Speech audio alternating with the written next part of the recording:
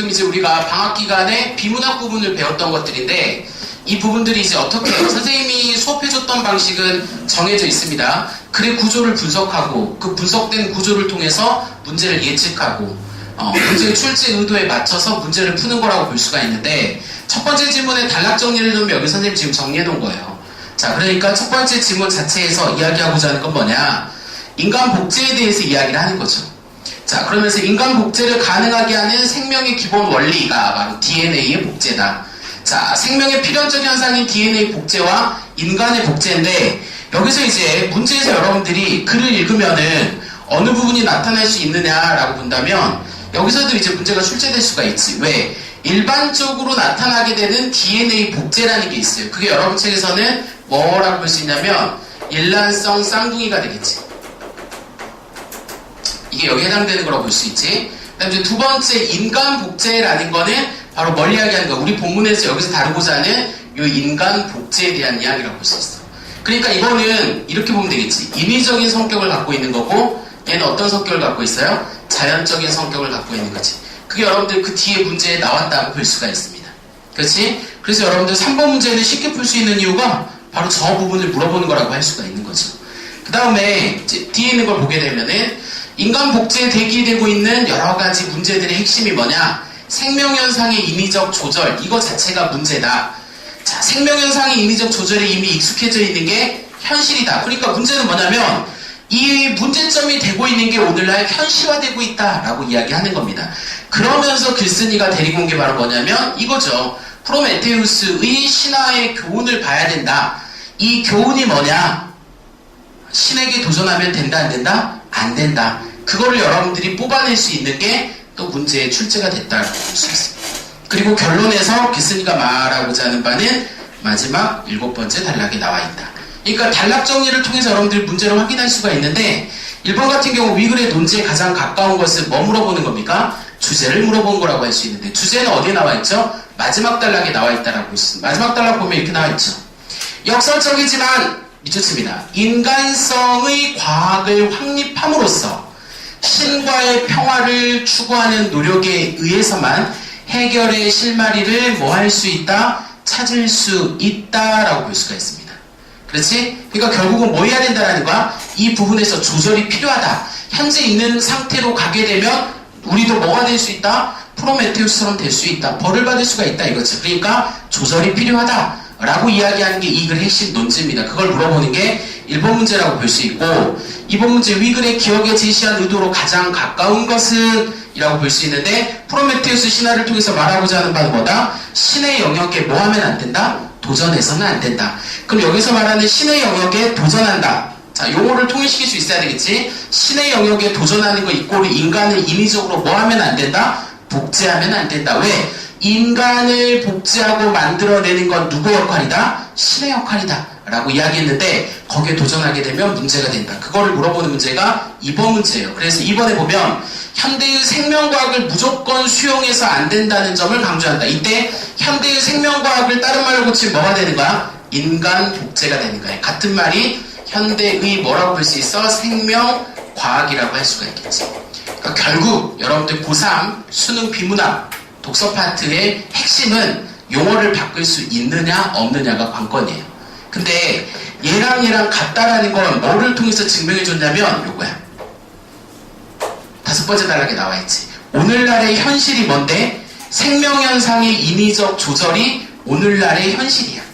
이게 문제가 되고 있는데 이 문제가 바로 뭐냐? 인간 복제라고 볼 수가 있겠지. 그러니까 하나 둘 셋 같은 맥락의 내용이라고 할 수가 있는 겁니다. 그래서 얘랑 같은 말이 된다는 걸 확인할 수가 있어야 된다는 거죠. 무슨 말인지 알겠습니까? 그 다음에 3번 문제는 여러분들 설명드렸고요. 그다음 두 번째 페이지 한번 봅시다. 두 번째 페이지. 두 번째 페이지는 뭐에 대해서 나온 거죠? 자, 요거 시험에 잘 나와요. 제가 여러분들한테 내기할 수 있는 게 환율은 모의고사에서 한 번은 나옵니다. 환율은 한 번은 나온단 말이에요. 왜냐면 사회적으로 봤을 때 이제 경제 영역이죠. 경제 영역에서 나올 수 있는 게 뭐냐면 수요와 공급이 적용되는 그러한 구조 속에서 시험 문제가 나오는데 그런 게 뭐가 있을 수 있냐면은 첫 번째는 임금 상승이 들어갈 수가 있어요. 임금 상승. 왜냐하면 임금이라는 건 노동 공급과 노동의 수요 사이에서 적절한 가격이 결정되는 거기 때문에 이게 한 파트가 나올 수 있고, 두 번째 시험에 나올 수 있는 게 환율이에요. 그러니까 아예 여러분들 공식처럼 환율은 정의를 내릴 수가 있어야 됩니다. 특히 뭐가 있냐, 환율의 가치가 내려갔을 때하고 환율의 가치가 올라갔을 때 어떠한 효과가 나타나는지를 사전 배경 지식으로 갖고 있으면 이런 문제가 나올 때 훨씬 더 쉽게 문제를 풀 수가 있다고요. 무슨 말인지 알겠습니까? 그래서 보게 되면 외환시장에서 외환 가격이 결정되는 원리가 있는데, 그런 형태에서 만들어지는 게 환율이라고 되어 있습니다. 그래서 환율의 상승과 하락의 의미라고 볼 수 있는데, 잘 보세요. 시험 문제 항상 제가 뭐가 나온다고 했느냐, 대립되는 개념이 문제. 자, 여기 이제 제시가 되어 있으면 무조건 얘는 시험 문제 나오게 되어 있어요. 지난번에 여러분들 수능 문제 풀었을 때 뭐가 나왔었지? 수능 문제 풀었을 때 거기 보면은 칸트 이론을 갖고 선생님이 정리해 준 걸 보게 되면, 칸트가 갖고 있는 현실적 이성적 생각과 이성적이 아닌 감정적 생각의 양 고리를 연결하는 게 시험 문제에 나오다시피 항상 대립되는 개념이 나타나 있으면 시험 문제 출제되는 겁니다. 그러면 항상 이거 뭐냐, 라인을 정리하는 거예요. 그러니까 쉽게 이야기하면 좀 이따 이렇게 정리하면 돼. 환율이 상승했을 때는 어떤 일이 일어났고, 반대로 환율이 뭐 했을 때 하락한다라는 개념은 어떤 거냐, 이거를 본문을 통해서 정리를 해놓을 수가 있어야 된다고. 그게 여러분들 두 번째 단락부터 나타나 있죠. 두 번째 단락 한번 보세요. 환율의 상승은 두 번째 단락 두 번째 문장입니다. 우리의 원화가 달러에 대해서 그 가치가 떨어졌음을 의미한다라고 볼 수 있어요. 그러면 환율 상승은 원화의 가치가 떨어졌다, 이렇게 할 수 있지. 그럼 반대 걸 정리할 수 있지. 원화의 가치가 뭐 했다? 상승했다. 이게 추론이란 말이야. 안 나와 있는 걸 쓸 수 있는 게 추론이라고요. 본문에서 얘가 나와 있다. 그러면 얘가 안 나와 있으면 얘를 정리할 수 있는 게 추론이에요. 그러니까 수능 국어의 추론은 여러분들의 머리를 요구하는 게 아니라 플러스 마이너스를 할 수 있는지 여부를 확인하는 시험이라고 보면 됩니다. 무슨 말인지 알겠지? 근데 그 내용을 그대로 아래 내려오면 이렇게 나와 있어. 이처럼 자국 통화가 다른 나라의 통화에 비해 그 가치가 떨어진 경우를 뭐라고 한다? 평가절하라고 한다. 이게 되겠지. 그러면 얘는 이름이 뭐겠느냐? 그 뒤에 보면 나와있지. 이와 반대의 경우를 우리는 뭐라고 한다? 평가절상이 되는 거죠. 오케이? 이렇게 이 라인을 정리하는 거라니까. 희한하게 이것만 정리하면 거의 모든 문제가 풀린다 이 말이지. 자, 그 다음 그 뒤에 보면은, 자, 얘를 이어오는 겁니다. 환율의 상승과 하락의 의미인데 얘를 뭐를 수출과 수입에 미치는 영향으로 정리했다고 볼 수 있지. 그러니까 이게 고스란히 이어지는 게 세 번째 단락에 나와 있는 겁니다. 그렇죠? 한번 보자고요. 자, 세 번째 단락을 보면은 이렇게 나와 있습니다. 자, 환율의 상승과 하락은 수출과 수입에 커다란 영향을 미치게 된다. 예를 들어 동그라미 치세요. 선생님이 이야기했습니다. 수능 공식에서 예시나 가정이 있으면 무조건 적용하는 게 시험지에 나온다. 이야기 여러 번 했죠? 그 부분 시험에 나올 수 있겠습니다. 그러니까 예를 들어봐. 환율이 상승하면, 첫 번째 환율이 상승하면 봅시다. 원화가 평가절하되었다. 자, 이렇게 되면 자연히 수입산 물건에 대한 수요량은 감소하게 되고, 그러니까 뭐는 수입산에 대한 수요는 뭐 하게 되고 감소하게 되고, 그러면 잘 봐봐. 수입 품목에 대한 수요는 뭐 하게 되겠어? 늘어나게 되겠지. 이런 게 추론이라니까. 반대니까. 그렇지? 자, 그 다음에 또 뒤에를 보세요.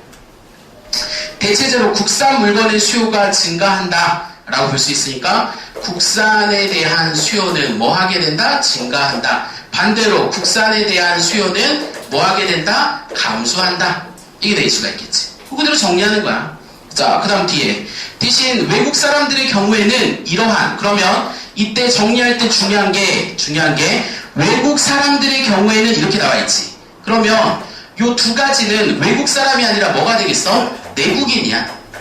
우리 국민들이란 말이야. 맞지? 그러면 얘와 상반되게 외국 사람들은 어떻게 되느냐? 외국인에 대해서도 이야기하는 겁니다. 그대로 정리하면 어떻게 되느냐 봅시다. 이러한 환율의 상승은 우리 상품의 가격이 낮아지는 것과 같은 효과를 가져온다. 아하. 그러면 쉽게 이야기하면 우리 상품이라는 건 외국 사람들 입장에서는 수입품이 되는 거고 우리의 입장에서는 뭐가 되는 거지? 수출품이 된다라고 볼 수가 있겠지? 그러니까 쉽게 이야기하면 수출품의 가격이 뭐 하게 된다? 낮아지게 된다. 오케이? 그럼 반대로 얘는 수출품에 대한 가격이 뭐 하게 되는 걸까요? 올라가게 된다. 이렇게 정리할 수가 있겠지. 무슨 말인지 알겠어요? 그러면 자, 잘 봅시다. 이렇게 됐을 때 자, 두 가지 관점을 볼 수가 있는데 환율이 상승하게 되면 우리나라 사람들은 환율이 상승하게 됐을 때 자, 환율이 상승하게 되면 수입보다는 뭐를 많이 써요? 국산품을 많이 쓰겠죠. 오케이? 그러면 반대로 환율이 하락하게 되면은 국산보다는 뭐를 많이 쓰겠어요? 수입산을 많이 쓴다 라고 볼 수가 있겠지. 그럼 여기서 정리할 수가 있죠. 어떤 게 있느냐? 자, 잘 봐요. 환율이 상승하게 되면은 자, 국내 소비자들은 국산품을 많이 쓰게 되어 있고 환율이 하락하게 되면은 수입산을 많이 쓴다 라고 볼 수가 있겠지. 그러면 시험 문제 항상 나오는 게 뭐냐? 해외여행이 나와요. 해외여행. 자, 환율이 뭐 했을 때 해외여행이 올라가느냐 라고 볼 수가 있겠지. 그렇지? 그러면 뭐 했을 때 해외여행이라는 상품 자체는 국내산이야 아니면 수입산이야? 해외여행이라는 것 자체가 돈을 어디 가서 쓰는가? 외국에 가서 쓰는 거죠. 그러니까 얘는 뭐가 되겠어? 수입산으로 봐야 되겠지. 그러니까 결국 뭐 할 때 원화의 가치가 상승하는 즉 환율이 뭐 했을 때 하락했을 때 얘에 대한 수요는 뭐 한다? 늘어나게 된다. 얘는 뭐 한다? 감소하게 된다. 이런 식의 것들을 공식화해서 정리하는 게 중요하다고요. 무슨 말인지 알겠어? 요렇게 가야지 되겠죠. 그러니까 환율이 싸졌을 때 어떻게 되는 거야? 많이 나가게 된다 라고 볼 수가 있겠죠. 자, 그러면 뒤에 있는 거 이제 요런 걸 바탕으로 정리한 게 이 글이야. 뒤로 보면 예를 들어 라고 예시가 나와 있습니다. 그 다음에 네 번째 단락을 보게 되면 이처럼 동그라미 치세요. 정리야, 정리. 이처럼 환율의 상승은 수출의 증가를 가져오고 자, 그러니까 정리하면 환율의 상승은 수출품이 그러니까 쉽게 이야기한다면 수출품의 가격이 증가한다 라고 볼 수가 있겠지. 그러면 반대로 얘는 수출이 뭐하게 되다? 어렵다 라고 볼 수가 있겠지. 이렇게 그대로 정리할 수가 있습니다. 자, 그 대금인 외환을 외환시장에 내놓고 이를 우리나라 화폐로 바꾸려고 할 것이기 때문에 외환시장에서는 외환의 공급량이 증가한다. 밑줄.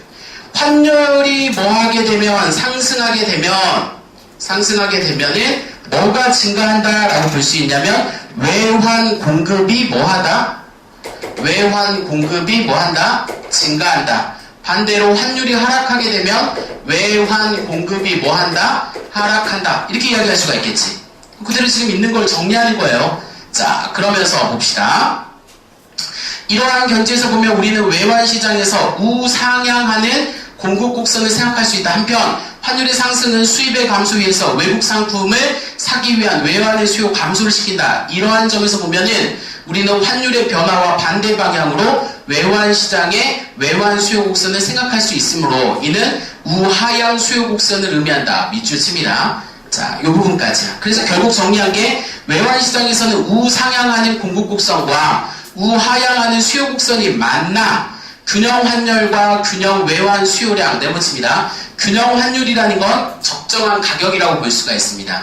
이게 시장경제 원리의 핵심인데 시장경제는 보이지 않는 손에 의해서 가격이 결정되는데 이 보이지 않는 손이 바로 뭐냐? 수요와 공급에 의해서 결정된다라고 보는 건데 그게 적용되는 것 중에 하나가 바로 뭐다? 요 바로 환율이라고 볼 수 있습니다. 그래서 수능에서 환율은 시험에 잘 나온다고 볼 수가 있겠지. 자, 4번 문제는 뭐 물어보는 거냐? 내용 일치를 물어보는 거죠. 4번 문제는 여러분들 내용 일치를 물어보는 거. 이 본문에 나와 있는 것은 나와 있지 않은 것은 자, 기억볼까? 균형 환율의 변화를 초래하는 다양한 원인 나와 있어 안 나와 있어? 안 나와 있지. 우리 책에서는 뭐만 나와 있냐? 수요와 공급만 갖고 이야기하고 있지. 그래서 이거 지워야 돼. 환율의 변동이 외환 보유량 여기 있잖아. 환율이 바뀌면 외환 공급이 떨어지고 늘어나고 여기서 확인할 수가 있겠지? 뒤에 나타나 있습니다. 환율의 변화에 따른 영향을 쉽게 이해하기 위해서 구체적인 예시가 있느냐 없느냐? 혜정아 예시 있어 없어? 2개 나와 있습니다. 2개 예시가 2번 나와 있었죠. 외국 화폐에 대한 우리 화폐의 가치를 올리려면은 어떤 노력을 해야 되니까 이건 안 나와 있지. 근데 대부분의 학생들이 나와 있다고 생각해. 그렇게 하면 안 돼. 이거는 온전히 뭐에 대한 거야? 수요와 공급만 갖고 이야기한단 말이에요. 현상을 분석한 거라고 볼 수 있으니까 어떠한 노력과 방향은 나타나 있지 않다라고 볼 수가 있습니다. 그래서 답이 되는 건 니은과 디귿이 되겠지. 5번 문제 별표 치세요. 5번 문제. 자, 이런 문제는 제가 선생님이 여러분들 어떻게 푼다고 했지? 적용하기라고 했지. 자, 겉으로 봤을 때는 무슨 문제가 돼? 추론적 사고가 되는데 실제로 문제를 풀면 어떻게 된다고 했어? 사실적 사고로 바뀐다라고 했었지. 왜? 연결고리를 찾을 수 있느냐 없느냐 이겁니다. 여러분들 보게 되면 두 번째 단락부터 보세요. 첫 번째 단락에 보면 달러 약세라는 말이 나왔어요. 달러 약세. 달러 약세.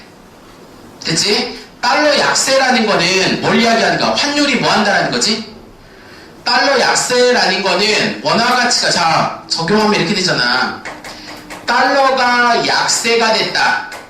맞지? 그럼 달러의 가치가 내려갔지. 그럼 반대로 뭐의 가치가 올라가는 거겠어? 원화의 가치는 상승하는 거야. 즉, 달러 약세라는 말을 이 연결고리를 찾을 수가 있어야 된다고. 그래서 달러가 약세됐다는 건 다른 말로 고치면 환율이 뭐 했다? 하락했다.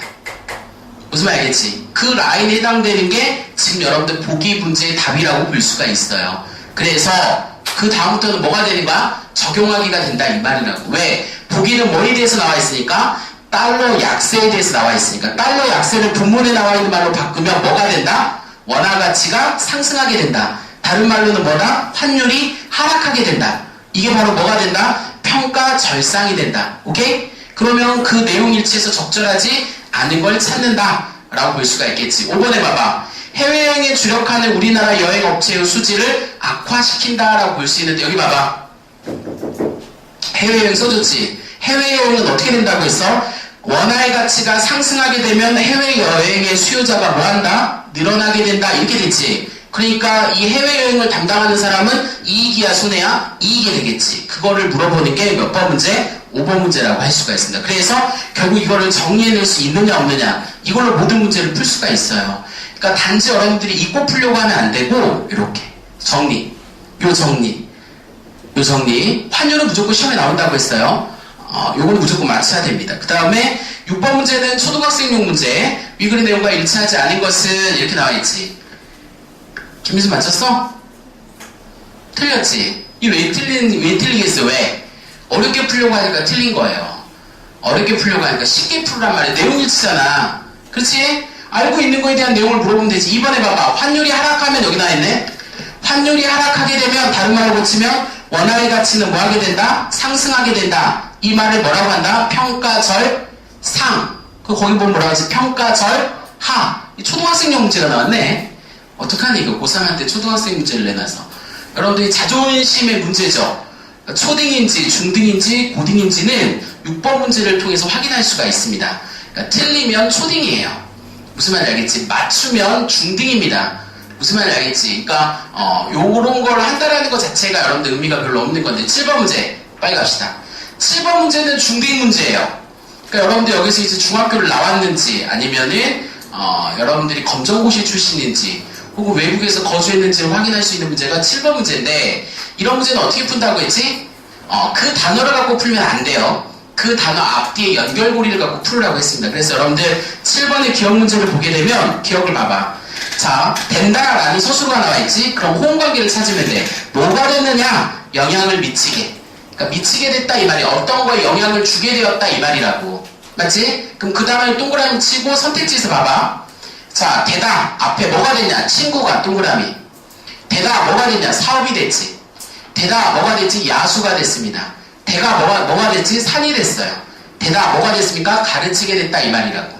그러면 거기서 미치게랑 가장 비슷한 말이 뭐냐? 가르치게 아니야. 이게 초딩 문제가 그래 이거 중딩 문제예요. 중딩 문제. 무슨 말인지 알겠지? 그러니까 어떤 단어가 나오면 그 단어의 뜻을 갖고 찾으려고 하면 무조건 헤매게 되어 있어요. 그래서 그 단어와 호응하는 앞뒤 구조를 통해서 풀면은 절대 틀리지 않게 되어 있습니다. 무슨 말인지 알겠지? 그게 7번 문제라고 할 수가 있습니다. 다음 8번 문제 한번 봅시다. 8번은 구조가 조금 더 복잡해 보이지만 정리하면은 오히려 간단하게 볼 수 있어요. 보세요. 카시러라는 사람이 있어요. 이 사람은 인간에 대한 새로운 정의를 했는데 새로운 정의를 시도했단 말이야. 이 새로운 정의를 시도하는 데 있어서 누구의 이론을 바탕으로 했느냐? 얘야 얘. 그러니까 이 친구, 이 스킬이라는 친구가 얘한테 뭐 하는 거야? 이론적 근거를 제공해 줬다 라고 볼 수 있는데 얘는 생물학자예요. 생물학자란 말이에요. 얘의 이론의 핵심이 어디 나와 있냐면 두 번째 단락에 나와 있는데, 두 번째 단락 보면 이렇게 나와 있어. 볼까? 자, 어디를 봐야 되느냐? 자, 거기 보면은 반응하는가 보이죠? 선생님이 항상 물음표가 있으면 이런 걸 뭐라고 한다고 했죠? 지도문이라고 했습니다. 글의 방향을 제시해 줄 수 있는 지도문이에요. 보여요? 찾았어? 그 아래를 보면 되겠지. 자, 이 위켈스의 이론에 의하면 모든 생명체는 두 가지 기제, 즉 1. 인지망, 2. 작용망. 그러니까 얘는 뭐랑 뭘 갖고 있다? 인지망과 이 무슨 망을 갖고 있다? 작용망을 가지고 있다. 이게 얘가 지금 주장한 거야. 모든 동물은 이걸 가지고 있다 이 말이라고. 그러면 얘가 중요한 게 아니야. 여기서 중요한 애는 얘야. 카시로야. 얘란 말이야. 얘는 이거를 이용해가지고 인간도 동물이기 때문에 인간도 두 가지를 가지고 있다 이 말이야. 그런데 여기서 얘를 플러스 시켰죠. 인간은 동물과 다르게 다른 게 하나 더 있다 이거지. 그게 바로 뭐냐? 얘예요, 얘. 얘란 말이야. 무슨 말인지 알겠지? 그게 인간과 동물의 차이점으로서 카시러가 주장하고자 하는 바지. 그러니까 인간은 얘도 있고 얘도 있는데 얘가 하나 더 있다. 이게 인간과 동물을 구분하는 거지. 그럼 얘는 뭐냐? 이거지. 그거에 대한 의미를 쓴 게 네 번째 단락이에요. 무슨 말인지 알겠지? 여기서 말하는 저 상징성이라는 거 뭐냐? 이거지. 자, 그게 여러분들 책에 보면 어디 나와 있다고? 네 번째 단락에 나와 있다라고 볼 수 있습니다. 그러면 다섯 번째 단락은 뭐냐? 그렇다면 네 번째 단락 보세요. 그렇다면 인간의 인지반응 매체는 상징 체계는 무엇인가? 거기 나와 있잖아. 뭐라고 나와 있지? 언어, 신화, 예술, 종교, 역사, 과학. 그 아래 보면은 인간은 이러한 현실 세계에 정신적 의미를 부여하여 정형화한다. 이 부분의 밑줄. 이게 바로 상징성이 갖는 의미라고 볼 수 있어요. 결국 상징은 인간의 정신이 현실 세계의 대상을 자기 안에 그려 넣는 것이다 라고 볼 수가 있습니다. 뭐라고요? 상징은 뭐라고요? 인간이 갖고 있는 정신이 현실 세계의 대상을 자기 안에 집어넣는 거라고요. 즉 현실 세계의 대상을 자기 안에 집어넣는 게 뭐다? 상징이다 라고 이야기하는 게 누구의 주장이다? 카시로의 주장이다 라고 볼 수가 있겠지. 그러면 뒤에 있는 문제가 어느 정도 수준이냐 한번 보자고요. 자, 위글의 강연을 한다고 해서 강연 제목, 선생님 이거 수업 시간에 가르쳐줬죠? 어떻게 풀라고 했죠? 이거 어떻게 푼다고? 표제가, 부제가 있으면 뭐부터 먼저 보라고 했습니까? 부제부터 보라고 했지. 그러면 이 글의 핵심 내용은 뭐에 대해서 이야기하는 거야? 상징 체계에 대해서 나와 있는 거지? 그걸 누가 주장했어? 카시로가 주장했다 이거지. 그러니까 부제를 보면 상징 체계에 대해서 나와 있는 게 몇 번이 되는 거지? 3번이 되겠지. 배운 대로 풀면 8번은 무조건 풀리죠. 9번은 내용일치라고 볼 수가 있습니다. 자, 카시로는 인지망과 작용망의 한계를 부정했다. 거기 나와 있죠? 존재를 부정한 게 아니야. 얘는 이러한 근거를 바탕으로 하나 더 뭐 했느냐? 플러스. 더했다 이 말이라고. 누가? 위킬스가 주장했는데 모든 동물은 두 가지를 가지고 있는데 얘는 거기 하나 더 추가시켰다 이 말이야. 그러니까 부정했다란 말을 쓰면 되겠어 안 되겠어? 안 된다 라고 볼 수가 있겠지. 그러니까 결국 이것도 주제라고 볼 수가 있고요. 10번 문제는 여러분들 서술상의 특징이니까 쉽게 갈 수 있고, 11번도 역시나 뭘로 풀 수 있냐? 주제로 풀 수 있는데 상징 체계는 뭐냐? 아까 이야기했지. 자, 아까 제가 네 번째 단락의 밑줄을 어디 치라고 했었죠? 현실 세계의 정신적 의미를 부여하여 정형화 밑줄. 거기 답이 나와 있어요. 현실 세계의 정신적 의미를 부여하여 정형화. 보여요? 정형화. 이게 중요한 단어란 말이에요. 그게 주제거든. 그러니까 그게 몇 번에 나와 있어? 11번에 나와 있다 라고 볼 수가 있겠죠. 어때? 쉬워요? 이 질문 좀 쉽게 갈 수 있나? 그 다음에 그 뒤에 질문도 나와 있죠. 이 뒤에 질문이 지금 뭐냐면 유전자의 조작이죠. 유전자 조작에 대해서 부정적 사례에 대해서 이야기하는 것들이라고 쭉 볼 수 있는데, 요건 여러분들 그렇게 크게 어렵지 않고 풀 수 있을 것 같아서 넘기고 조금 더 어려운 걸 설명해 줄게요. 그게 어디 있느냐? 여러분 책에 나와 있는 페이지 6페이지 포스트 모더니즘 보여요? 자, 이것도 정리하면 돼. 많이 틀렸지? 예술이나 철학, 지난번에 제가 어떻게 설명했습니까? 예술과 철학은 어떻게 푼다? 라인을 정리하면 돼요. 여기 지금 뭐에 대한 글이냐면 포스트 모더니즘에 대한 건데, 포스트 모더니즘을 끌어오기 위해서 뭐에 대해서 설명해놨지? 모더니즘에 대해서 설명을 하면서 포스트 모더니즘이 뭐냐? 이걸 두 개를 라인에 정리해놨다고. 그러니까 결국 시험 문제는 모더니즘과 포스트 모더니즘을 알고 있느냐? 이걸 물어보는 문제가 성립되게 되어 있습니다. 그래 안 그래? 좀 천천히 보자. 자, 포스트 모더니즘은 무엇인가? 이게 이 사람이 알고자 하는 바라고 볼 수 있지. 그것은 모더니즘에 대한 부정이다. 그러니까 전제를 깔아놨어요. 어떤 전제를 깔아놨느냐? 어떤 전제를 깔아놨느냐? 정리하면 이렇게 되는 거야. 글쓴이가 말하고자 하는 거 뭐라고요? 포스트 모더니즘이라고요. 포스트가 뭐야? 포스트? 영어에서 포스트가 붙으면 뭐야? 탈, 벗어나다 이런 뜻이란 말이지. 벗어나기 위한 기본 전제는 뭐가 되는 거지? 부정이에요. 여러분들 문학을 이제 다음 주부터 저한테 수업을 받는데, 문학에서 현실 세계를 부정하면 어디로 가지? 그렇지, 이상 세계로 가는 겁니다. 자연 친화를 추구했다의 기본 전제는 뭐냐면 현실을 벗어났다는 거거든. 같은 구조 봐봐. 이렇게 정리할 수가 있겠지. 지금 예를 들면 자연에 대해서 친화한다, 맞지? 자연에 대해서 친화한다는 건 다른 말로 지금 봐봐. 현실을 뭐했다? 탈, 벗어났다 이 말이. 이 탈이 포스트거든. 그러니까 자연 친화 이꼬르 현실을 벗어난 거잖아, 맞지? 현실을 왜 벗어나겠어? 왜 벗어나겠어? 싫어하니까 벗어나는 겁니다. 그래서 탈현실 안에는 뭐가 담겨져 있느냐? 현실에 대한 부정의 개념이 담겨져 있어요. 오케이? 이게 항상 기본이야. 문학을 할 때. 고전 문학은 다 뭐냐? 자연 친화거든. 그렇잖아? 그러면 이거의 기본 전제 여기서 출발하는 거야. 자, 오늘 우리가 수업하고자 하는 게 뭐냐? 자, 자연 친화가 바로 뭐라면 포스트가 아까 뭐라고? 벗어나다, 탈 이런 뜻으로 바꿀 수 있었다면 이게 모더니즘이잖아. 포스트 모더니즘의 기본 전제는 모더니즘에 대한 뭐에서 시작한다? 부정에서 시작한다. 이 기본, 그게 전제에 깔려 있는 거예요.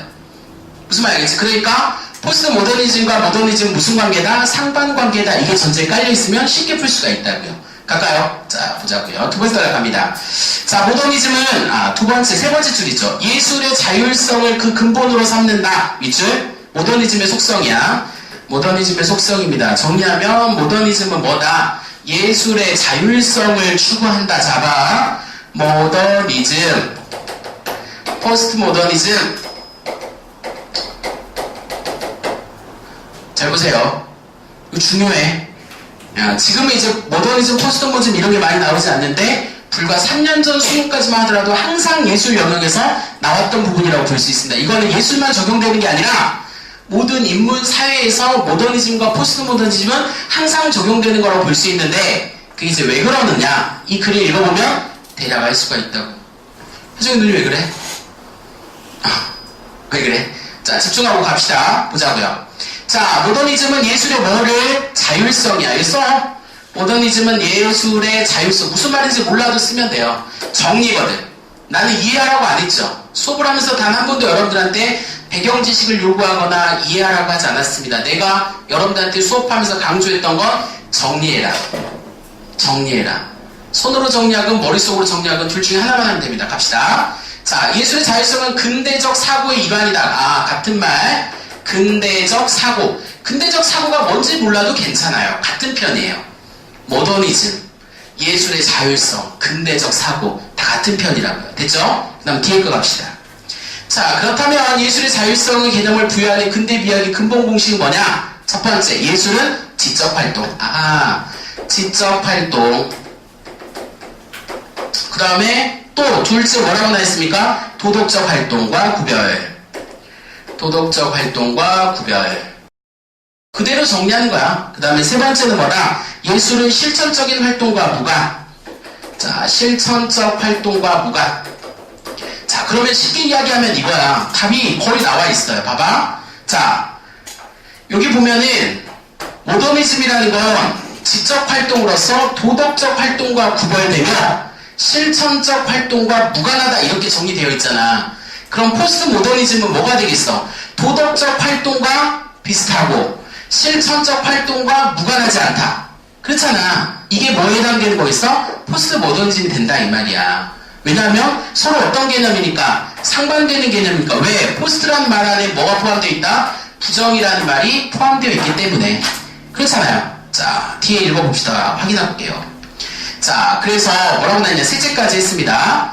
자, 이에 따라서 예수는 고유한 인간 활동의 사고가 형성되고 고유한 활동이기에 그 자체의 논리로 진행된다는 의미에서 자율성이라는 개념이 만들어진다.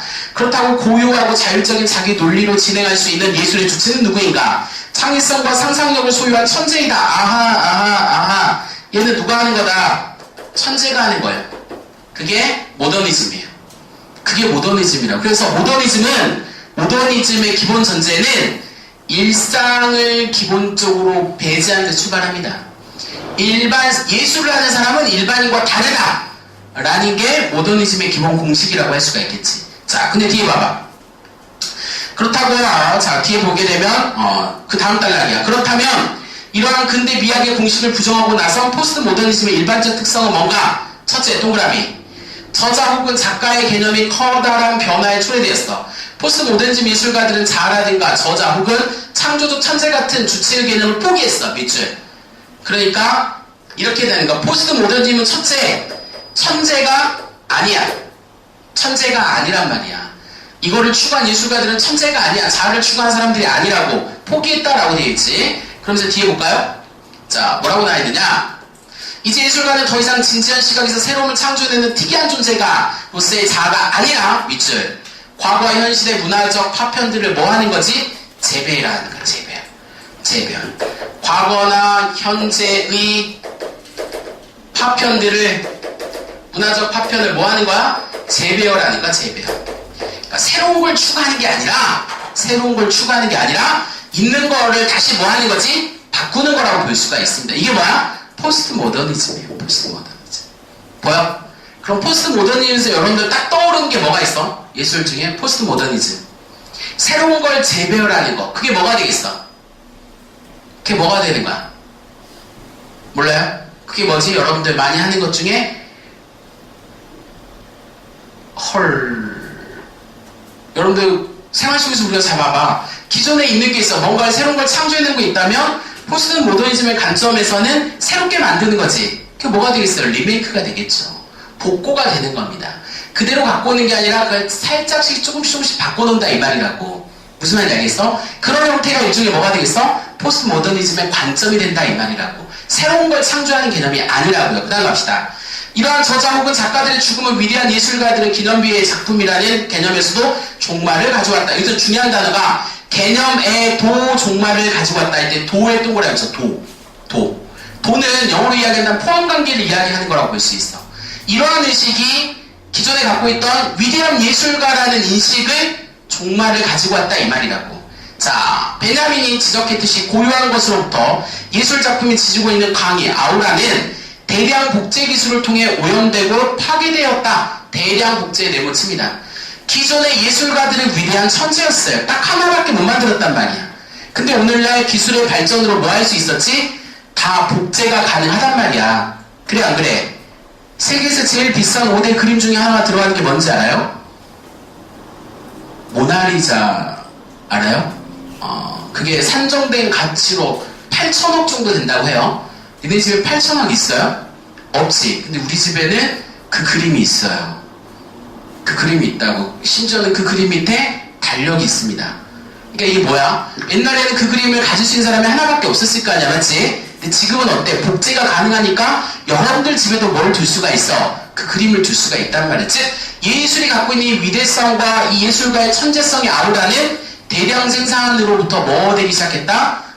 이제 사라지게 되었다라고 볼 수가 있는 겁니다. 그걸 보여주는 게 이 뒤의 내용이다라고 볼 수가 있겠지. 그래서 오염되고 파괴되어 왔다 이 말이야. 자, 원작이 무한히 복제되고 나면 원작과 복제품은 구별되지 않게 되며 복제품이 실물이 아니되 원작도 더 이상 뭐가 아니다? 실물이 아니다 이 말이야.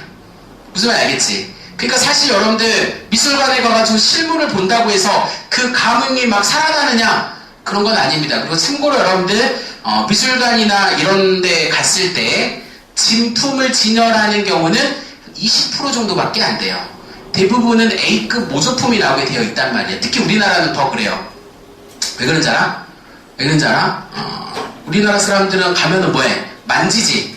뭐야 이거 만지면 가치가 30억씩 떨어진다고. 그러니까 우리나라는 대부분 A급 모조품을 걸어놔요. 그럼 사람들이 야 멋있어. 역시 진품이 최고지. 무식하다는 뜻이에요. 일반인들은 진품을 확인할 수가 없단 말이야. 무슨 말 알겠지? 그런 형태란 말이야. 그러니까 지금은 더 이상 그 제품이 갖고 있는 지금 여러분들 책에 나와 있는 거랑 똑같아요. 어떤 거냐면 대체품으로서 모든 것들이 실물에 이런 것들이 사라졌다 이 말이야. 그 뒤에 보면 뭐라고 나있지? 포스트 모더니즘이 작가를 탈중심화된 자아를 대처시켜 놓듯 이 작품은 텍스트로 대처되었다. 이제 텍스트에 동그라미 쳐봐. 작품은 뭘로 바뀌었어? 텍스트로 바뀌었어요.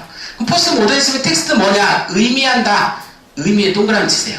즉 개념적으로 해석될 수 있는 것이면 그것이 예술의 수산이든 사회적 수산이든 간에 무엇이든 텍스트가 될 수 있다. 그에 따라서 소설이나 회화뿐만 아니라 건물이나 풍경, 도시의 패션이라든지 영화, 텔레비전과 같은 대중문화들도 언제든지 뭐로 된다? 텍스트로 간주된다. 동그라미 칩니다. 결국 포스트 모더니즘에서는 이 예술 작품이라는 개념이 없어졌어요. 그러고 뭐가 등장했냐면 텍스트가 등장했다 이 말이에요. 이 텍스트는 결국 뭘 만들어낼 수 있으면 의미를 만들어낼 수 있으면 그게 뭐가 된다? 예술품이 될 수 있다는 게 포스트 모더니즘의 관점이에요. 무슨 말인지 알겠지? 무슨 말인지 알겠어요? 그래서 저 벽에 보면은 저 구멍이 빵 뚫려 있죠? 저게 하나의 예술품이 될 수 있습니다. 저게 포스트 모더니즘이야. 왜? 제목, 내 마음. 저렇게 하면 저게 예술품이 된다니까? 특별한 게 예술이 아니야. 포스트 모더니즘 관점에서 본다면 무슨 말인지 알겠지? 우리 실상에 있는 게 저기에 뭐가 있으면 의미가 있으면 하나의 텍스트가 되고 그게 곧 예술이 된다는 게 무슨 관점이야? 포스트 모더니즘의 관점입니다. 그러니까 모더니즘이라는 건 특별한 어떤 천재들이 향유물을 봤던 걸 포스트 모더니즘을 통해서 예술이 어디로 들어오는 거야? 일상적 공간 안에 들어오게 된다는 개념이 포스트 모더니즘의 관점이라고 볼 수가 있습니다. 무슨 말 알겠지? 그래서 오늘날은 대중문화, 대중예술 이런 게 이러한 이론을 전제하에 가고 있어요. 그럼 이제 그 다음으로 간다면 다시 이쪽으로 넘어가겠지. 왜? 너무 일상적인 거 안에 매몰되다 보니까 사람들이 일상에서 벗어나는 다른 걸 또 추구하게 된다 이 말이야. 맞지? 그래서 이제 오늘날 여러분들 조금 가면 4차원의 좀 사이코 같은 이러한 예술가들의 이런 사람들도 등장이 시작해요. 그게 이제 일상에서 완전히 동떨어진 관점으로 가고 있는 단계라고 볼 수 있는데 현재 여러분들의 지문에서는 예와 예를 나눠서 설명하고 있는 게 이 지문이라고 볼 수 있습니다. 그래서 문제를 보면 15번 문제 위글의 내용과 일치하지 않은 것은 이라고 나와 있잖아요. 일치하지 않은 것. 조금 헷갈리게 문제를 내놨어요. 이거는 틀릴 수 있는 만한 문제인데 답은 3번인데 대량 복제 기술의 발달로 인해 동그라미 쳐. 포스트 모더니즘이 탄생하게 되었다라는 게 아닙니다. 선생님이 지난번에 수업 시간에 뭘 가르쳐줬지? 필요 충분 조건에 대해서 가르쳐줬던 거 있지? 그게 바로 여기에 부합되는 거라고 볼 수가 있어요. 그러니까 대량 복제는 포스트 모더니즘이 나타나고 그거의 불씨를 키워준 건데 반드시 필요했던 필요 조건은 아니었었다라는 거야. 그게 이거의 전제 문제라고 볼 수가 있단 말이야. 무슨 말인지 알겠어요? 그래서 적절하지 않은 게 3번이 되고요. 16번 문제가 좀 더 어려운 겁니다. 왜? 이거는 말장난과 관련된 문제인데 문제를 올바로 해석하지 않으면 틀릴 수 있어요. 자, 문제를 볼게요. 16번. 위 글이 연재된 글의 일부이고 보기가 그 글을 쓴 취지라고 할 때 위 글이 갖는 위상. 자, 이 부분에 밑줄 쳐야 돼. 그러니까 이거는 보기가 아니라 위 글이야. 위 글이 갖는 위상이야. 즉 본문이 갖고 있는 특징이 뭐냐? 이거에 대해서 이야기하는 거라고 볼 수가 있겠지. 그러면 사실은 보기가 중요한 게 아니거든. 그럼 보기는 뭐냐? 보기를 간단히 정리하면 크게 두 가지로 볼 수 있지. 뭐냐? 포스트 모더니즘은 뭐뭐 하고 있다. 포스트 모더니즘에 대한 설명이야. 하지만 그러나 세모 치세요. 그 다음 제 마무리 보면 예술이라는 특수한 이름을 선사해야 한다 라고 볼 수가 있으니까 포스트 모더니즘이 갖고 있는 문제점이라고 볼 수 있어. 그러면 본문과 보기의 연결고리는 뭐가 되냐? 포스트 모더니즘이 되는 거예요. 그러면 지금 우리 문제가 뭐야? 위 글의 위상이지. 그러면 위 글은 포스트 모더니즘에 대해서 무엇을 말하고 있는가? 이게 이 문제예요. 해석하면은. 무슨 말이겠어? 써봐. 그 문제는 뭐라고? 위 글은 포스트 모더니즘에 대해서 무엇라 말하고 있는가? 이게 몇 번 문제라고? 16번 문제라고. 그러면 이거는 포스트 모더니즘에 대해서 뭐 하고 있느냐를 제시하는 글이라고 볼 수 있죠. 그래서 답이 몇 번이 되겠죠? 5번에 보면은 본격적인 논의를 전개하기 위해서 포스트 모더니즘의 일반적인 특징 포스트 모더니즘이 어떤 거냐에 대해서 제시하고 있다 이 말이라고. 무슨 말 알겠어? 그래서 답이 5번이 된다라고 할 수가 있습니다. 됐죠? 그럼 17번 문제. 자, 선생님이 항상 공식처럼 이야기한 게 뭐지? 국어 시험 문제는 그림 없이도 풀 수 있다. 그러니까 그림은 아무 필요가 없는 겁니다. 아래에 있는 설명으로 문제를 풀 수가 있죠. 이것도 똑같아.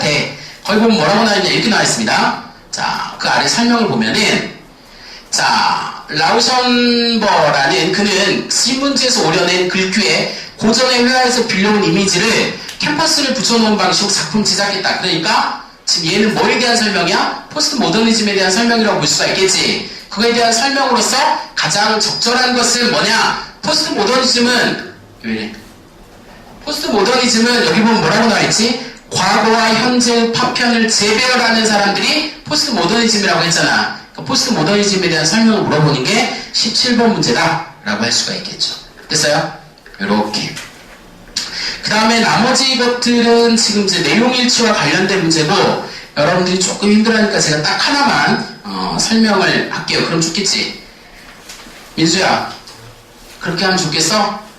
지금 집중하는 거 한번 보고, 여러분들이 제일 어려워하는 지문 한 지문만 하고 집중력이 떨어지면은 나머지 지문도 하도록 하겠습니다. 알겠죠? 자, 우선은 제일 많이 질문 나오는 게 30번 문제가 있는 12페이지라는 펴보시죠. 12페이지.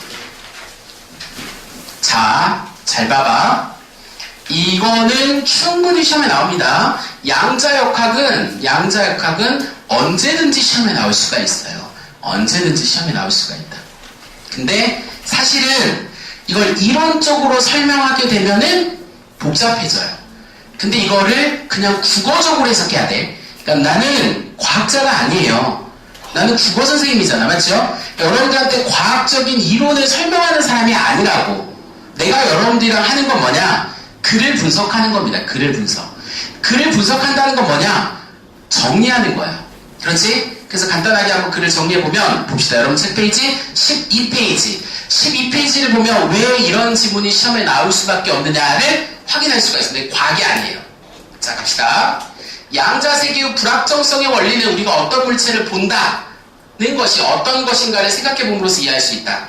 책에 있는 글자를 보는 것은 태양이나 형광등과 같은 광원에서 나온 빛이 책을 충돌한 후 반사되어 우리 눈에 도달한 것을 설명할 수 있다. 다시 말해 이 꼴이야.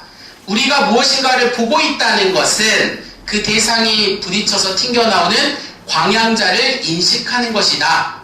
좀 어렵지? 그럼 넘어가도 돼. 하여튼 중요한 건 본다라는 건 광양자를 인식한다는 것이다. 이 정도만 사실 알고 있으면 괜찮은데 한번 보자고요.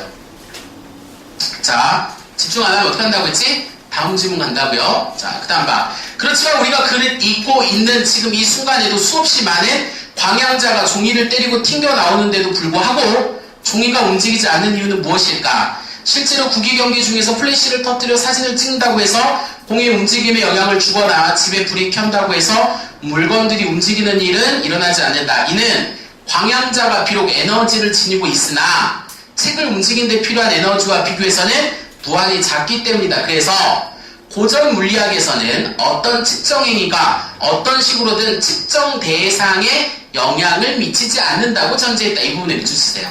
자, 여기서 중요한 게 이거야. 고전 역학이야.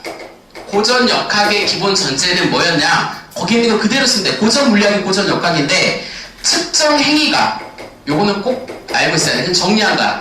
측정 행위가 뒤에 뭐라고 나와있지? 측정 대상물에, 자, 측정 행위가 측정 대상물에 뭐를 미치지 않았다? 영향을 미치지 않는다. 이게 고전 역학, 즉 고적 물리학의 기본 전제예요. 사실 이제 여기에서 하나 더 말해줄 수 있는 게 고전 역학, 뉴턴의 만유 인력의 법칙이나 이런 거의 기본 전제가 두 가지가 있는데 하나가 얘야. 그리고 하나는 뭐냐? 빛보다 빠른 물체는 없다라는 게 전제. 그 두 가지예요. 그 두 가지란 말이야. 그게 고전 역학의 핵심 개념인데 여러분 책에서는 얘가 나온 거야. 얘가. 측정 행위는 측정 대상에 뭐 하지 않는다? 영향을 미치지 않는다. 이 뜻이거든. 그렇게 되면 이거의 전제는 뭐냐면 이 측정이라는 거 뭐가 발생하지 않는다는 거냐면 사실 오차가 발생되지 않는다는 건데 이거는 몰라도 상관없어요. 자, 우선 그 다음 단락 봐봐. 그런데 그런데 쌤붙입니다. 지금 고전 역학에 대해서 이야기하는 게 아니야. 그런데라고 해놨으니까 다른 관점이라는 거지. 보자고. 눈에 보이는 세계에 대한 이해와 설명이 소립자 세계에도 적용될까? 잘 봐. 그럼 여기서 중요한 게 이거야. 눈에 보이는 세계가 있어요. 그 다음에 뭐가 있느냐? 소립자의 세계가 있다 이 말이야. 그러면 라인을 잡았을 때 어떻게 되는 거냐? 고전 역학이 적용되는 부분은 눈에 보이는 세계라고 볼 수가 있겠지. 그게 바로 뭐냐? 우리가 불을 켠다든지 책을 읽는다든지 이런 것들은 특정 행위가 특정 대상물에 영향을 미치지 않는 고전 역학에 적용되는 범위라고 한다면 글쓴이가 말하고자 하는 이 소립자의 세계는 어떨까? 자, 이거에 대해서 이야기한다 이 말이라고. 보자고요. 소립자의 세계 갑시다. 자, 잠깐만 생각해보면 눈에 보이는 세계에서 책을 본다는 것과 소립자의 세계에 전자를 본다는 것 사이에서는 근본적인 차이가 있다. 자, 정리. 얘는 책을 본다. 얘는 전자를 본다. 그냥 정리하는 거예요. 이렇게 하는 거죠? 그 다음 갑시다. 뒤에 거 보면은 차이가 있다라고 이야기해놨죠. 책에 반사되어 튀어나오는 광양자를 인식함으로써 우리는 책을 보지만 이 빛이 책의 영향은 무시할 수 있을 정도다. 그러니까 빛은 책에 영향을 미친다 안 미친다? 영향을 미치지 않는다. 이게 무슨 세계야? 눈에 보이는 세계에 대한 설명이라고 할 수가 있겠지. 무시한다라고 해놨으니까. 그래서 그 다음 그 뒤에 보면 그런데 같은 방식으로 소립자 세계에서 어떤 입자를 사용할 입자 수준의 다른 대상에 충돌시켜 보면 어떠한 보려고 한다면 그 결과는 책을 보는 것과 다를 수밖에 없다. 즉 관찰 대상이 되는 입자는 물론 관찰의 수단이 되는 입자까지도 둘 사이에 뭐가 상호작용으로 변화를 겪을 수밖에 없다. 미줄. 그러니까 얘는 뭐라고 볼 수 있어? 즉 거기 있는 거 그대로 밑줄 치면 뭐라고 나있어요? 관찰 대상이 되는 입자는 관찰의 수단이 되는 입자. 자, 봐봐. 관찰의 수단이 되는 입자와 관찰의 대상이 되는 사이에서 뭐가 발생되는 거냐? 상호작용이 발생된다. 이렇게 돼 있지? 근데 이 상호작용을 여기 있는 말로 바꾸면 뭐가 되는 거냐? 얘는 영향이 나타난다. 이렇게 정리할 수가 있는 거야. 그 다음에 이 관찰의 수단은 여기 있는 말로 붙이면 뭐가 되는 거냐? 측정 행위가 될 수가 있는 거고, 관찰의 대상이 되는 거 뭐가 되겠어? 측정 대상물이 된다 이 말이야. 즉 소립자의 세계에서는 측정 행위와 측정 대상 사이에 영향이 나타난다라는 게 이 글의 결론이라고. 무슨 말인지 알겠지? 그러니까 우리가 눈에 보이는 세계에서는 영향이 나타나지 않는데 소립자의 세계로 들어가게 되면 달라진다라는 게 지금 이 글의 맥이잖아요. 근데 얘랑 같은 용어라고. 그거를 여러분들이 잡을 수가 있어야 된다 이 말이라는 거지. 지금 설명 이해돼요? 그 다음 보세요. 뒤에 보면 예를 들어 예시가 나와 있잖아. 그러니까 이거는 뭐에 대한 예시지? 영향을 미친다는 예시가 되겠지. 그러면서 당구공이 나왔잖아. 당구공 보기를 위해서 반드시 띵띵띵띵 내용이 그 내용일 거야. 그 다음 달라 보겠습니다. 불확정성의 원리는 이렇게 눈에 보이는 세계와 소립자의 세계의 차이에 입각하고 있다. 그러므로 불확정성의 원리란 네모칩니다. 글쓴이가 말하고자 하는 게 불확정성의 원리잖아요. 특정 행위 자체에 의해서 일어나는 변화 때문에 소립자에 대해서 아주 정밀하게 모든 것을 안다는 것은 불가능하다. 밑줄. 특정 행위 때문에 정확하게 판단되는 건 불가능하다라는 게 무슨 말이냐? 상호작용, 영향을 미치기 때문에 특정 행위가 특정 대상에 뭐를 미친다? 영향을 미친다. 그래서 정확한 판단은 뭐하다? 불가능하다. 즉 소립자의 세계에서 나와 있는 이걸 바탕으로 멀리하게서 불확정성의 원리를 이야기하는 거다 라는 게 우리 글의 핵심이라고 볼 수가 있겠지. 즉 이 글의 결론은 뭐야? 특정 행위가 특정 대상에 영향을 미친다. 다른 말로 붙이면 측정한 값은 정확한 값이라고 말할 수 있다 없다? 없지. 왜? 측정하는 순간 뭘 미치니까 대상에 영향을 미치기 때문이다. 이게 뭐라고? 불확정성의 원리다. 근데 재밌는 건 그 뒤에 단락이 왜 나왔느냐? 재밌는 문제를 내려고 나왔겠지. 뒤에 보면 뭐라고 나왔냐? 잘 봐봐.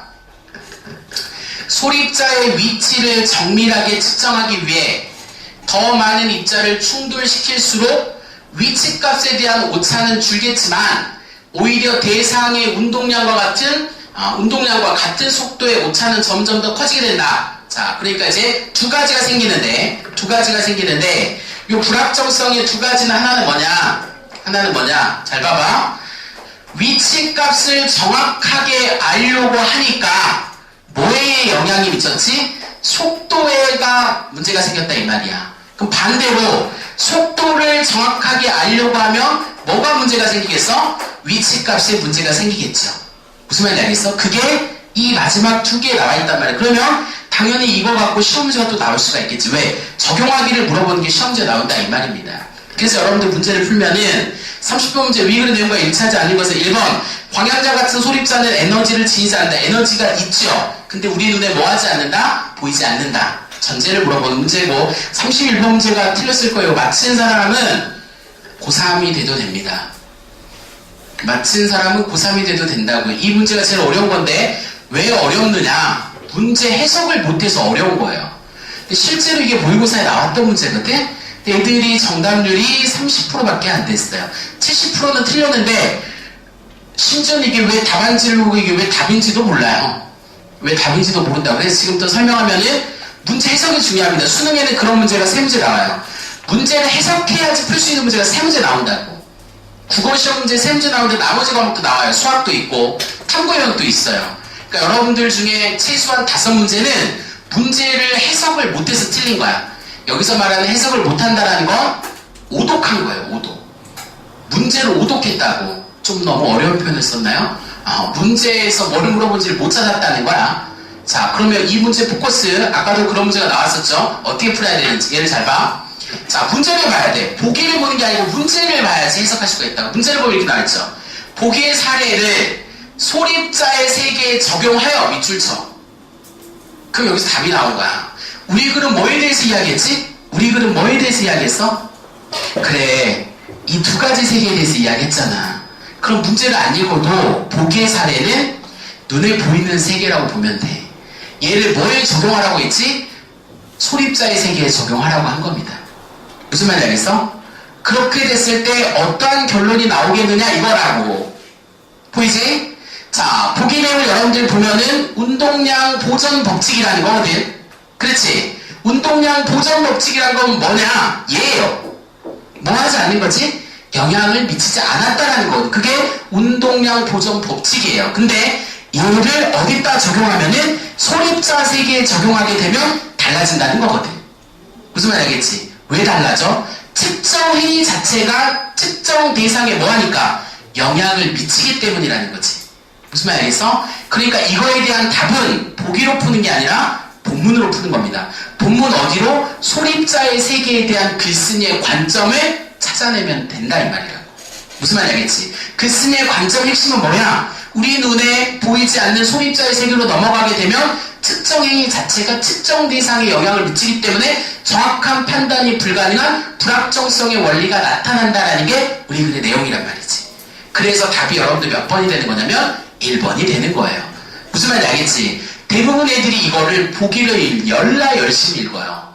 근데 문제를 출제하는 구조를 이해한 친구들, 즉 이 41번 문제의 내용, 문제를 정확하게 해석했다고 한다면 사실은 보기 내용 안 읽어도 풀 수 있습니다. 왜? 뻔하거든. 보기 내용은 뭐에 대한 설명이 나와 있을까? 보이는 세계에 대한 설명이 있을 거거든. 중요한 건 얘를 뭐에 적용하라고 했지? 소립자의 세계에 적용하라고 한 겁니다. 그러니까 문제에서 답을 다 가르쳐줬어요. 그러니까 소립자에 대한 설명이 나와 있는 건 본문이니까 이 본문 라인을 정리하면 그게 답이 나온다라고 할 수가 있겠지. 무슨 말인지 알겠습니까? 항상 문제를 풀 때는 문제를 푸는 출제 원리를 알고 있어야지 뭐 할 수 있다? 답을 찾을 수 있다. 이게 제가 항상 여러분들한테 이야기하는 바다라고 볼 수가 있겠죠.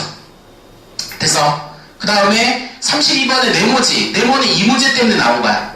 이 문제. 위치가 정확하면 속도가 문제가 생기고 속도가 정확하면 위치가 문제가 생기지. 이 두 가지의 결론은 뭐냐? 둘 다 정확하게 판단하는 건 뭐하다? 불가능하다. 무슨 말이겠지? 그러니까 이 두 가지를 뭐하라? 더해서 답을 찾아라 이거란 말이지. 그러니까 얘가 정확하면 얘가 안 되고 얘가 정확하면 얘가 안 되고 그럼 두 개의 결론은 뭐야? 둘 다 정확할 수는 없다라는 거지. 왜? 특정 자체가 영향을 미치기 때문에. 그게 몇 번 문제야? 32번 문제다 라고 할 수가 있겠지. 됐어요? 여러분들이 집중을 한 것 같아요? 안 한 것 같아요? 했어요. 승희가? 확실해? 소립자의 세계는 어떻다고요? 뭐가 나타나요? 어떤 차이가 생깁니까? 열심히 안 했는데? 뭐가 생긴다고 했지 제가? 그래, 측정하는 행위 자체가 측정 대상에 영향을 미친다 이거지.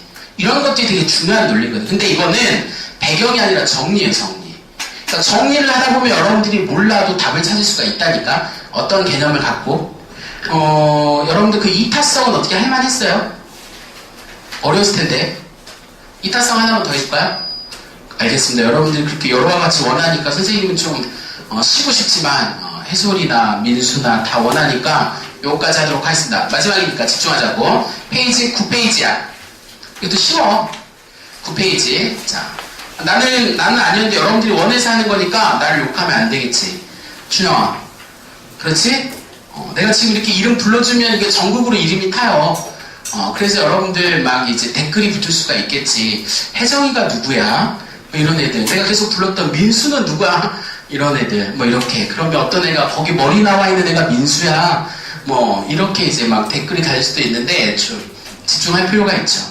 자, 요거까지만 합시다. 자, 보면은 철학은 도덕성과 이타성의 행위의 수준과 동기 수준 모두에게 종종 같은 것으로 간주한다.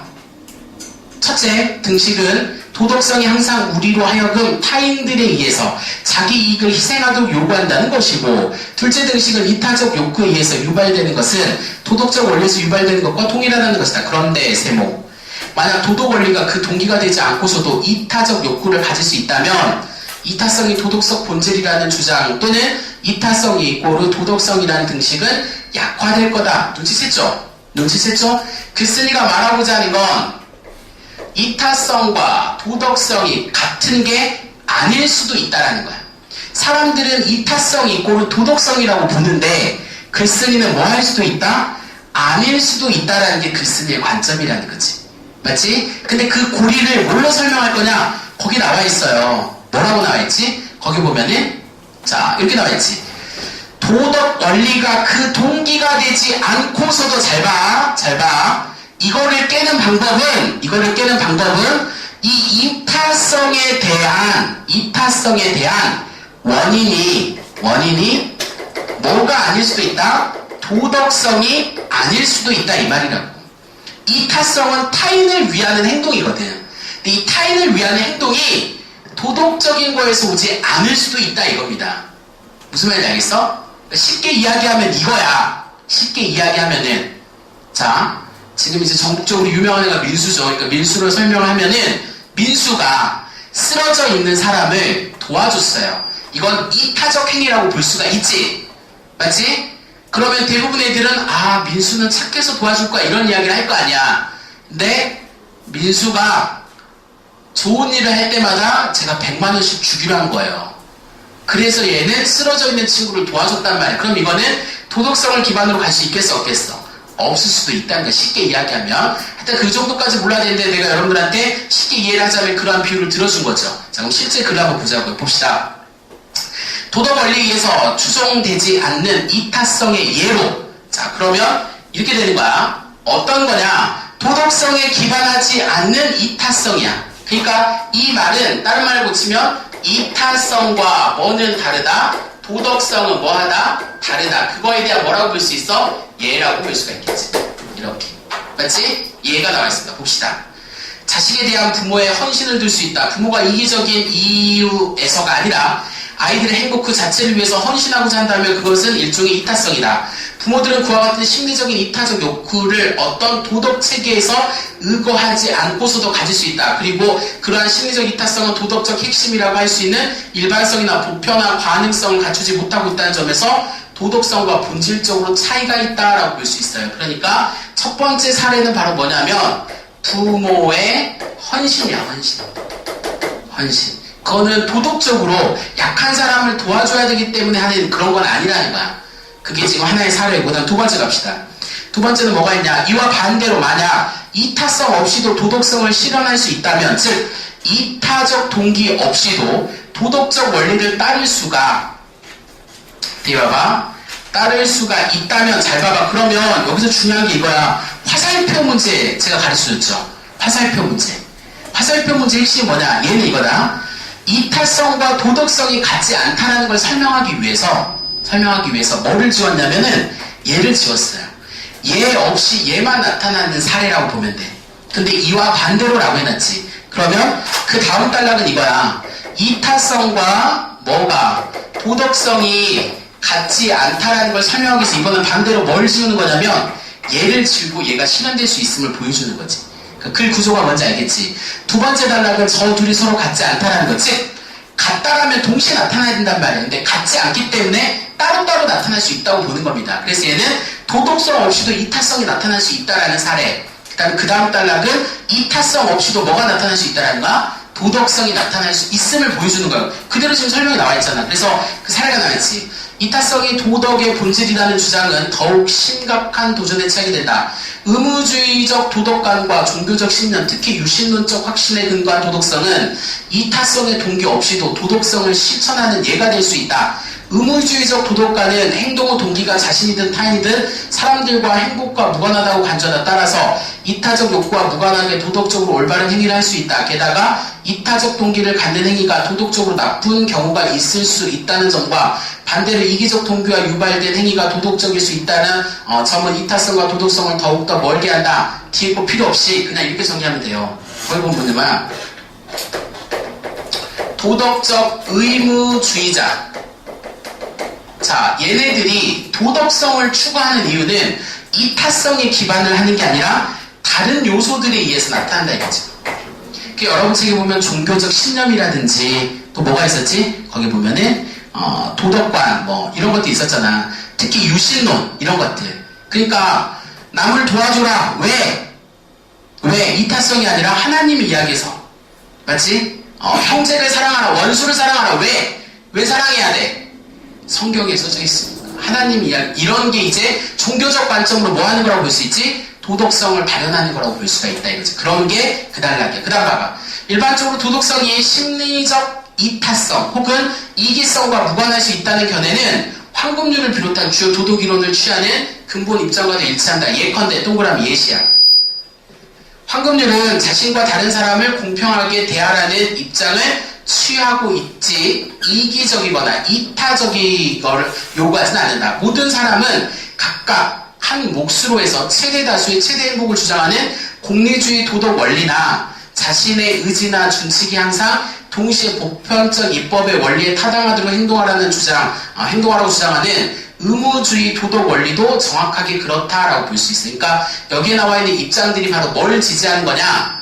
도덕성과 이타성이 같지 않다라는 걸 주장해주는 근거인데 첫 번째가 뭐가 나와 있어? 황금률이 나와 있고 두 번째가 뭐가 나와 있어? 의무주의적 도덕 원리가 나와 있습니다. 결론이야. 따라서 도덕성은 이기성의 명령과 일치하는 함축을 갖고 이타적 욕구와 명령과도 일치하는 함축도 갖는다. 그것은 도덕 원리가 비개인적 특성을 갖는 데서 비해서 이타적이고 이기적 욕구는 개인적 특성과 관련있기 때문이다. 일반적으로 도덕 원리를 지지하는 긍극적 욕구는 이타적 혹은 이기적으로 간주되어서 안 되는 이유가 바로 여기 있다. 결론이 이렇게 나와 있어요. 결국 도덕의 속성은 도덕성이 있는데 이 도덕성은 뭐와 구별돼야 되냐? 이기성과 이타성과 구별돼야 된다라고 보는 거라고 볼 수가 있겠지. 그래서 글쓴이가 마지막에 뭐라고 이야기했냐? 도덕성은 이라고 했어요. 도덕성은 이라고 할 수 있지. 얘는 어떠한 특징이야? 비개인성을 갖고 있어요. 이에 반해서 이기성이나 이타성은 뭘 갖고 있다? 개인성을 갖고 있다 이 말이에요. 그래서 얘를 설명하는데 이러한 개념을 갖고 와서는 된다 안 된다? 안 된다 라고 이야기하는 게 글쓴이 입장이지. 왜? 글쓴이는 처음에 이야기했습니다. 도덕성과 이타성은 같지 않을 수도 있다. 사람들은 같다고 보는데 같지 않아. 왜? 본질적 속성 자체가 다르단 말이야. 도덕은 무슨 성? 비개인성. 얘는 무슨 성질이야? 개인 성질을 갖고 있다 라고 보는 거겠죠. 그래서 이제 여러분들 문제를 풀면은 24번 문제는 제목을 물어보는 건데 뒤에 거 갖고 풀면 돼요. 이 글은 뭐에 대해서 이야기하는 거냐? 뭐에 대해서 이야기하니까 도덕성. 제일 마지막에 나왔잖아. 도덕성이 갖고 있는 본질은 뭐라고 나와있어? 비개인성이지. 그러니까 뭐와 구별돼야 된다? 이타성과 구별돼야 된다. 즉 글쓴이가 말하고자 하는 건 도덕성인데 이 도덕성을 뭐를 통해서? 이타성을 통해서 설명해놨다 라고 볼 수 있는 게 2번이라고 볼 수가 있고 25번 문제 봐봐. 자, 이것도 많이 틀렸던 문제인데. 자, 보기에 대한 내용을 가장 좀 연결고리를 찾아야 돼. 갑과 을은 두 사람이 목숨이 위중한 상태에 있는데 투표약이 딱 하나일 뿐이야. 공개력권의 약을 복용할 사람은 정할 결정권이 갑에게 있어. 그런데 만약 갑이 이러한 사실을 을에게 숨기고 자신의 약을 복용하기로 결정했다면 그는 도덕적으로 비난을 받을 것이다. 그러나 만약 공리주의자가 갑의 행동을 판단한다면 다른 결과가 나올 수 있어. 공리주의자의 내부처. 공리주의에 따르면 약은 전체적으로 더 큰 효과를 발휘하는 사람에게 가져야 해. 그런데 만약 갑이 바로 그런 사람이기 때문에 갑이 그 약을 자신을 위해서 사용했다고 결정한다면 그 결정은 공리주의 원리에서 충실하다고 말할 수가 있다라고 볼 수가 있어요. 자, 그러면 여기서 중요한 건 뭘 이야기하는 거냐라고 볼 수가 있겠지. 공리주의가 나와 있는데 공리주의는 어디에적 개념이라고 볼 수 있냐면 이 개념을 보강해 주는 겁니다. 즉 이타성이라는 것 자체는 뭐와 무관하다? 도덕성과 무관하게 갈 수 있다라는 근거로 최대 다수의 최대 2, 그게 연결고리야. 그게 공리주의라고. 그러니까 공리주의적 태도가 말하고자 하는 건 이타성과 도덕성은 뭐하지 않다? 일치하지 않다. 그거와 관련된 내용을 찾으면 같은 맥락이야. 근데 여기서 보면은 개인성을 추구하는 건 이타성이나 이기성이나 같은 맥락이라고 볼 수가 있겠지? 갑이 한 행위는 이기성이라고 볼 수 있는데 그게 지금 몇 번이냐면 4번 보세요. 이기적 행동도 도덕적으로 옳은 행동으로 간주될 수 있음을 보여주는 것으로 도덕성은 비개인적인 일반 원리에 접근되어야 함을 보여준다. 여기 나왔잖아. 똑같은 거야. 얘랑 얘는 둘 다 뭐야? 비개인성. 즉 개인성이란 말이야. 근데 도덕적 행위는 뭐라고 했지? 비개인성이라고 했지? 그로 연결고리가 가면 된다 안 된다? 안 된다. 뭐 찾는 거야? 주제 찾는 거예요. 왜? 본문의 연결고리가 공리주의자인데 공리주의자의 기본 입장도 도덕성과 이타성은 같은 게 아니다라는 거란 말이야. 글쓴이 입장과 동일한 거지. 그럼 가장 적절한 것은 글쓴이가 말하고자 하는 주제를 찾으면 되는 거야. 글쓴이가 말하고자 하는 주제가 어디에 나와 있지? 제일 뒤에 나와 있어. 그 근거가 뭐였지? 얘랑 얘는 개인성이고 얘는 비개인성이니까 얘를 갖고 얘를 설명하면 된다 안 된다? 안 된다. 그게 누구의 입장이야? 글쓴이의 입장이야. 결국 이 문제 25번은 뭘 찾는 거야? 글쓴이의 주장을 찾는 거야. 왜 글쓴이의 주장을 찾아야 되는지 방금 이야기했지. 연결고리가 거기에 있는 거야. 보기는 뭐가 나왔어? 공리주의자야. 공리주의자의 생각과 글쓴이의 생각이 동일해. 뭐에서? 얘랑 얘가 같지 않음에 있어서. 그럼 글쓴이는 어떤 태도를 보이겠어? 이러한 이유 때문에 맞아 이 말이 라고 이야기할 수가 있다 이 말이라고요. 무슨 말인지 알겠지? 그러니까 이게 연결고리로 들어가게 되면은 결국은 사실적 사고로 들어가게 되고 그럼 결국은 주제를 알면은 답이 나올 수밖에 없는 구조가 된다 이거죠. 마지막 하나만 어떻게 합시다. 도덕성에 대한 기억과 같은 견해를 취하고 있는 것은 기억 보세요. 기억. 이타성 없이도 도덕성을 뭐 할 수 있다? 실현할 수 있다라고 볼 수가 있겠지. 그럼 거기에 해당되는 걸 찾아야 되는데 4번 봐봐. 편안하고 호화롭게 맛있는 것을 바라는 강한 욕구가 인간 사회를 진보시켰다라고 볼 수가 있고 2번에 봐봐. 타자 지향 욕구는 감정적 통로의 중재 없이도 발생할 수 있다. 잘 봐. 타자 지향 욕구야. 타자 지향 욕구. 보여? 자, 이게 바로 뭐야? 도덕성이야. 감정적 통로의 중재 없이도 여기서 말하는 감정적 통로의 중재가 뭘 이야기하는 거라고 볼 수 있을까? 이타성이라고 볼 수가 있겠지. 그러니까 도덕성은 이타성 없이도 발생할 수 있다. 이게 용어를 바꾸는 문제라고 할 수가 있단 말이야. 그래서 답 형태로 보게 되면은 구조에서 첫 번째는 뭐야? 개인의 악도 사회에서 유익할 수 있다. 이거는 뭘 이야기하는 거야? 개인의 악이 사회에서 유익할 수 있다. 첫 번째 거는 첫 번째 거. 이건 뭐야? 개인의 악은 뭘 이야기하는 거지? 사회에 유익할 수 있다. 사회에 유익하다는 게 사회 이익을 발현한다는 거니까 도덕성으로 볼 수는 없을 것 같고 2번에 봤을 때 지금 답이 뭐로 나왔어? 1번으로 나왔어? 2번이지 2번. 2번이 지금 선생님이 이야기한 거죠. 타자지향의 욕구 이게 바로 뭐라고? 도덕성이야. 이 도덕성은 감정의 통로의 중재 이게 바로 뭐라고? 이타성이라는 거지. 그거 없이도 뭐 할 수 있다? 나타날 수 있음을 보여주는 문제라고 볼 수 있습니다. 자, 고개 들고요. 오늘부로 해가지고 우선 이제 비문학 첫 번째 1월달 강의가 끝났는데 항상 선생님이 설명하는 기본